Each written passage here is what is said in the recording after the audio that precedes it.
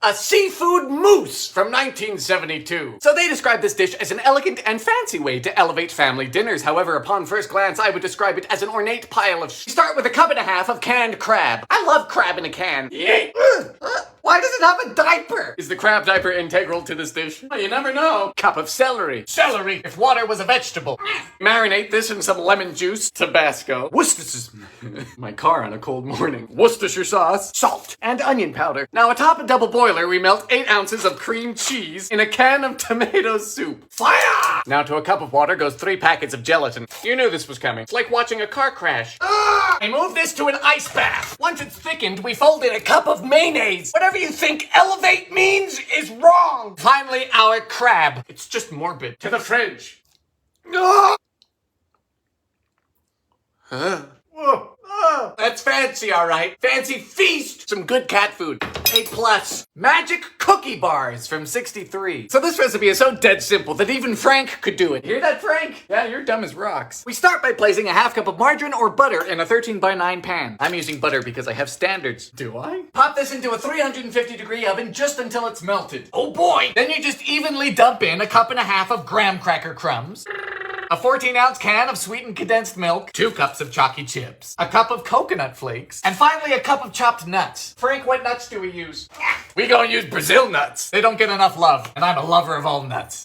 Get in. Bake at 350 for about a half hour. Hello. You gotta let it cool.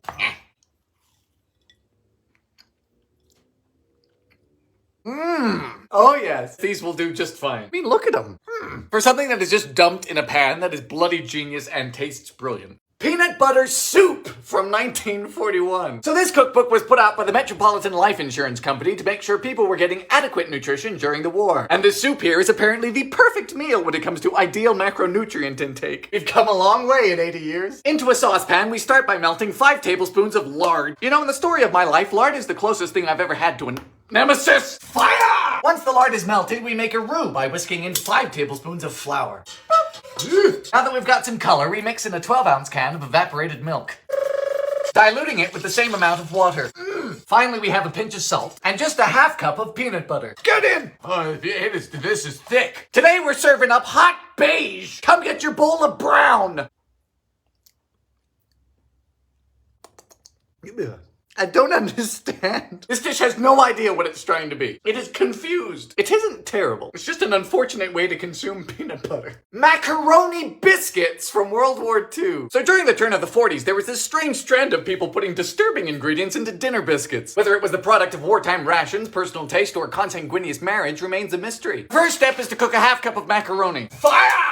Meanwhile, our dry ingredients are 2 cups of flour, 1/4 cup of sugar, teaspoon of salt, plus 5 teaspoons of baking powder. God damn. This is a Josh Groban treatment. You can fire these from a mortar. Y'all got me making ballistic biscuits. Strain! Wet ingredients are 3 tablespoons of melted shortening, a cup of moo juice, 1 egg, and the macaroni. Combine the two. Mix. Boop. We got the muffin biscuits. Half hour at 400. Oh, boy! Woo.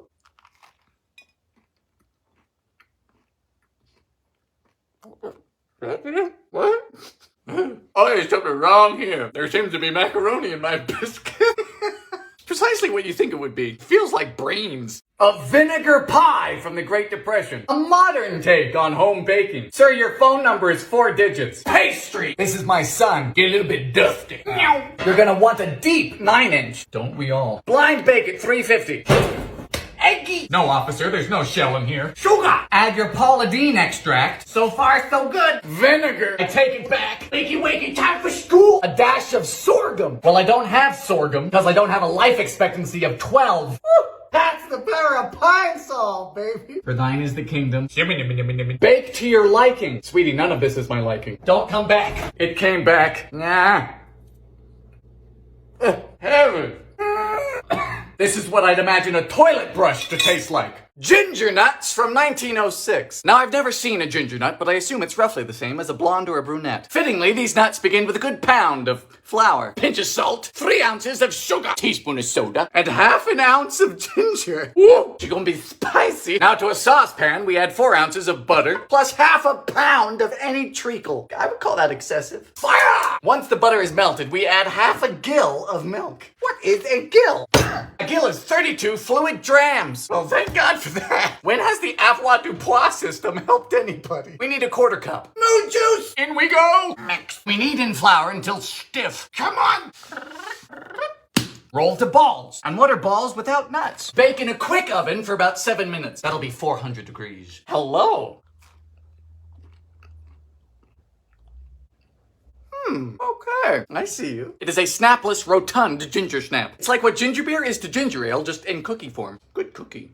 Well, when I parked the Cadillac, the gas gauge was half full. And it is now very much, empty. Out of boom juice. I'm now sitting in a very large paperweight. Come on, Herman. Every self-respecting man should own a NATO jerry can. Hold this. I seem to have an expired registration. Sheriff O'Malley, if you're watching this, I'm sorry. Please don't arrest me. Showtime. Drink! Come on, darling. Ah! Will it start? One pump for good measure. Ah!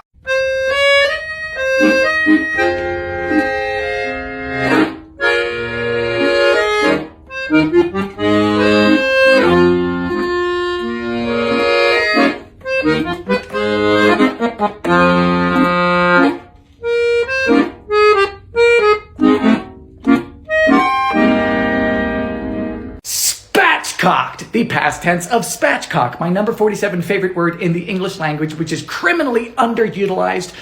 It is used in the culinary sphere to describe a method through which you prepare chicken. You remove the spine and then flay the bird in half in order to better cook it evenly. But I like to use it as a threatening verb. Like, if you don't pass me that Oreo, I'm gonna spatchcock you. It comes from 17th century shorthand for dispatching the...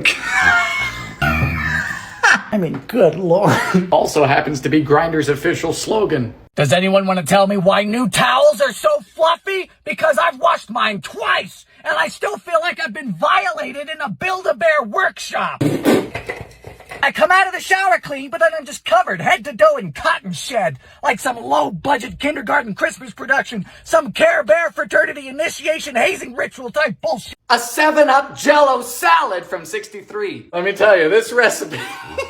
Cream cheese. Gotta get you fluffy. Half a cup of mayo. This went downhill pretty quick. Water. Fire. Lime Jell-O. More like crime Jell-O. It's like reading directions to purgatory. Whoop.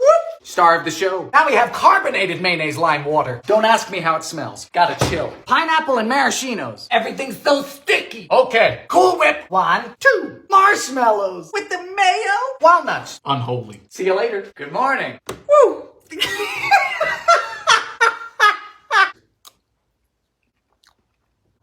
There's so much going on! Sorry, I can't say it's bad. It tastes like aggressively sweet fruit salad put into lime gelato. That doesn't make any of this okay. Magic mayo from 1951. What is magic mayo besides a mistake? I don't know, but the first ingredient is sweetened condensed milk. Don't worry though, it's only 2/3 of a cup into a jar. It'll just take 12 years, quarter cup of olive oil, quarter cup of vinegar, the yolk of 1 egg. I find this incredible because mayonnaise is actually dairy-free, yet these people have managed to turn this into a lactose bonanza. We finish up with a pinch of salt, cayenne, and ground mustard. Now we seal and shake vigorously, preferably to kill whatever demon we've summoned. You know, I used to like mason jars, then came gentrification. To the fridge. Okay. Well, that's awful, but nobody eats mayonnaise by itself.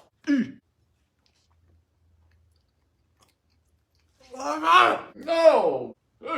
It tastes like sunscreen! I was sick and tired of cold coffee in the car, so I thought there's one place that stays hot, my engine bay. So I said, let's clean out this old washer pump, put in some fresh hot coffee every morning, extend these lines into the truck, so that whenever I push the wiper fluid, I get fresh hot coffee on demand. Now that's a thing of beauty. Oh. Hey, what's this? My homework. And what's this? The deadline. So what are you gonna do? Bake 36 muffins. 36. Frog eye salad from 1968. Start by boiling a pot of water. Fire! Cook a box of acini de pepe to al dente. You know, the other word for al dente is correct. To a new saucepan, we have a cup of sugar. Dash of flour. 2 eggies. Then the juice from all of this canned pineapple. You see this? This is concern. Cook this, drain the pasta. Time to go. Oh. We've chilled both of these down, and now we start combining. Pineapple. Why? The author calls this her comfort food. I call it a mistake. Pound of mandarin oranges. A tub of Cool Whip. A cup of... cup of marshmallows. Add salt if it needs it. It doesn't need salt, it needs help. To the fridge.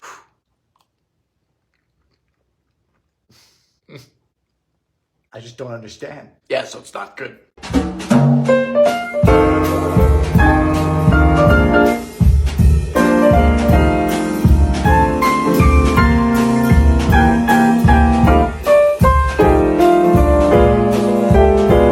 Am I the only car guy who's got that one vehicle they're too afraid to admit they like because it's kinda sus? Cause I like the Chrysler Aspen.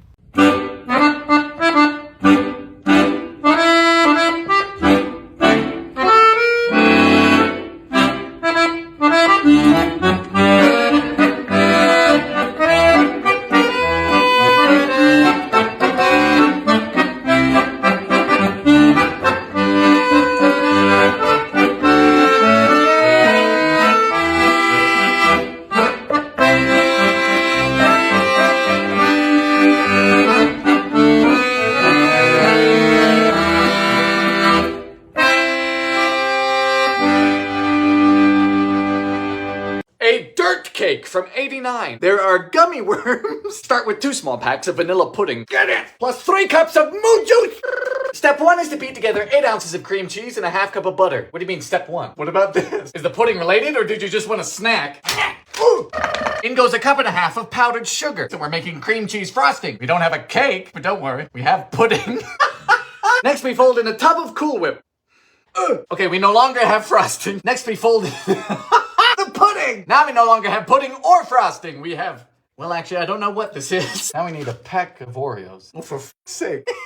Don't worry, we don't get to enjoy them. They just get a summary execution. Downshift. Assemble in layers. Oh.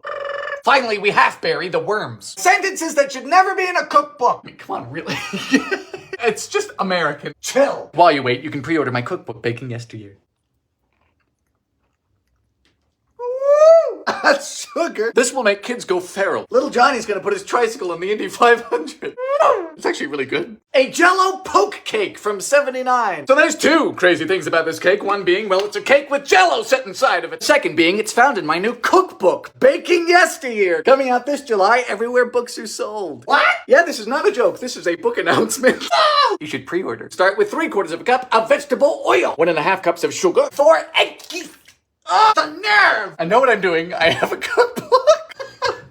Whisk. Dry ingredients are 2.25 cups of flour, pinch of salt, a teaspoon of floof powder. Then we alternate mixing dry to wet with a cup of moo juice. Done! Then into a 9x13, 350 for about a half hour. Then over 3 ounces of any flavored Jell-O goes a cup of boiling water. This is the first time I'm using raspberry. So it's been an hour and both of these have cooled down, so now we stab. But you never stabbed a cake before. Here we go. To the fridge. Good morning. Top with whipped cream.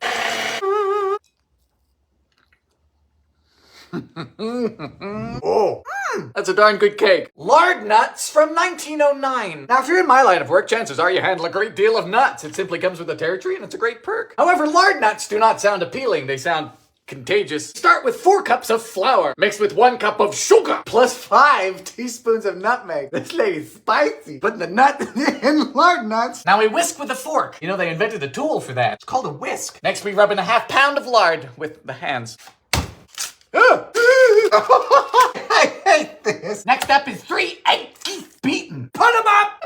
Mixed in again with the hands. Lady loves her digits. Now we roll to balls. So if you're not sure what a nut is, you're too young. They can be any cookie with a stiff spiced dough, usually finished with a nut, which is how most of us finish. 300 until browned. High.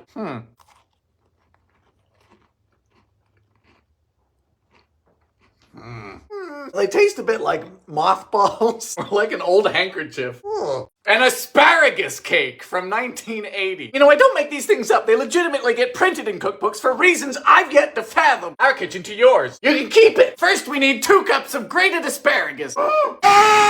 This is food for sheep and people who do yoga. Next is a 1.5 cups of vegetable oil. Orange rind. 2 teaspoons of vanilla extract. Vanilla asparagus. Really? 8 ounces of crushed pineapple and the juice. Sorry, pineapple. Vanilla asparagus. My bad. 3 eggs. The dry ingredients are 3 cups of flour, 2 cups of sugar, pinch of salt, 2 teaspoons of baking soda, cinnamon, and a 1.5 cups of chopped nuts. Mix! Terror guacamole! Bad.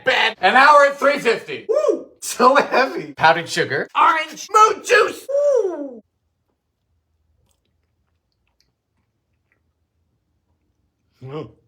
So it's a nice moist cake, but it's flavored like the underneath of a lawnmower. It's earthy. It's not quite right. 2-ingredient pumpkin quickies from 65. Yes, it's officially pumpkin season, which means people are whipping out the boots with the fur and trying to snag any wayward bachelor within 100 meters. But it also means baking! First is a 15-ounce can of pumpkin. Release the gourd. And the last ingredient is a box of spice cake mix. Pioneered in 1951 by Mr. Duncan Hines. This is him right here. He looks like if you get a tattoo, you'll be written out of the will. Missionary only type of guy. Now we just mix.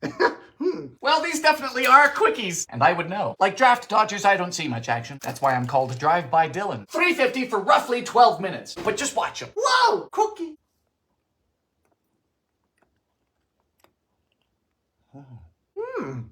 A traditional cookie? No. Soft, cakey, and very pleasant, yes. Your pumpkin spice is already in here. You just added the pumpkin. Is it cheating? Yes. But cheating tastes good. Okay, this is outside. What the f- Hi, I'm Dylan, and I literally feel like I'm house-sitting in a horror story. Knock, knock.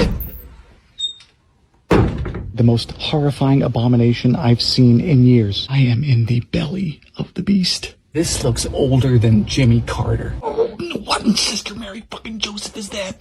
What are you? Fucking Mickey Mouse umbrella. I am not exaggerating. This is nothing short of horrifying. It is pitch black. Is it this way? No, sir. Water heater, furnace, toilet. I don't like anything to do with this. I don't think I can explain to you how creepy this fucking situation. Oh. Okay, we are never going back in there again. Oh, fly me to the fridge because I need another snack. I don't care if I've just ate, I know my stomach's whack.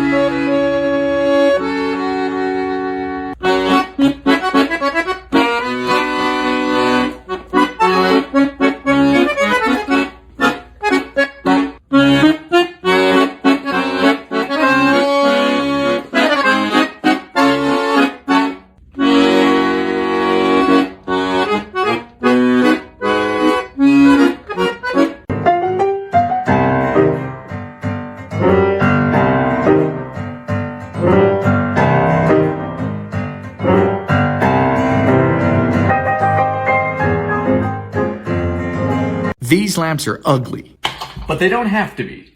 With some time and effort, you can turn these things into something classy, utilizing some tape, gold, and then matte black spray paint. Not to mention, once the coats have dried, there is nothing more satisfying than separating trim. For the cherry on top, you'll need 3 tubular Edison bulbs to complete the look. So here's the before and the after. I won't lie, I was not expecting it to look this good. I don't know how I pulled this off. Today, y'all, we're gonna take a look at what's under the hood of my 1963 Cadillac Series 6200 sedan. This 2.5-ton car is powered by Cadillac's 6.4-liter pushrod V8 engine, mated to a 4-speed hydromatic auto.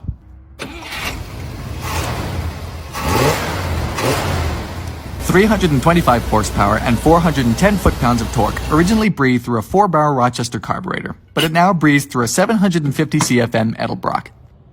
Of course, all of this heads to the rear wheels and is held together by Cadillac's X-frame chassis, which is quite strong but offers no side impact protection. Braking is achieved only by drum brakes, and both the rear axle and the front individual suspension are coil springs. This renders the ride very soft, but the body roll is astronomical in anything other than a straightaway. And for those who keep asking, no, there are zero emissions protocols here. This Cadillac is true to form to its 1963 self. Anti-lock brakes versus no anti-lock brakes. Nowadays, most modern cars in the West come equipped with ABS and disc brakes all around, but that wasn't always the case. With ABS, the wheels keep moving. নিজেরে কি মনে করেন আপনি? বিশাল কিছু?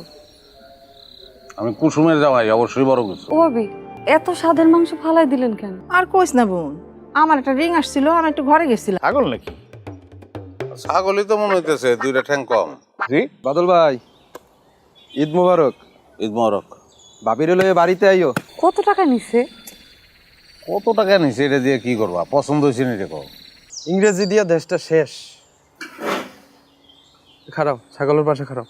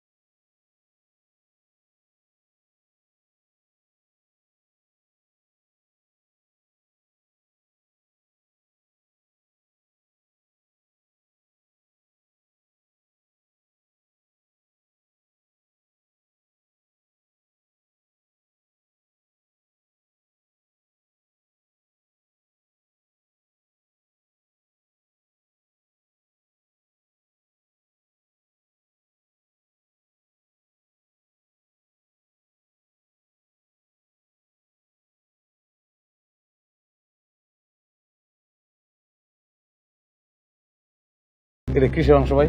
গরু। খাসির মাংস দেন আমারে। খাসি নাই। ছাগলে আর কি কি খায়? পোলাও খায়, কোরমা খায়, চিতল মাছের কোপ্তা খায়, সালাদও খায়, সব খায়। আপনি তো একটু একটু পড়াশোনা পারেন, রিক্সা চালান বাদ দিয়া অন্য কিছু করন যায় না? এই সময় বাড়িতে এসেন কেন? বোর গোসল দেখতে। মিশা কথা। ছাগল কিনছেন, টাকা পেয়েছেন কই? তোমারে কই নাই, জমাইছিলাম। তোরা মাংস কাটতে এত দেরি করে ফালাইলি? কাকা আপনার তো কইছিলাম যে আরো দুইজন লোক দরকার, আপনি তো রাজি হন। আপনি সেমাই খান, আমি এটা পইরা আসি, আমার আর তর্স হইতেছে না। আরে সারা শুধু শুধু খাড়ায় আছো কেন? একটু হাসো, ফ্রি ফ্রি ছাগল পাইতাছো।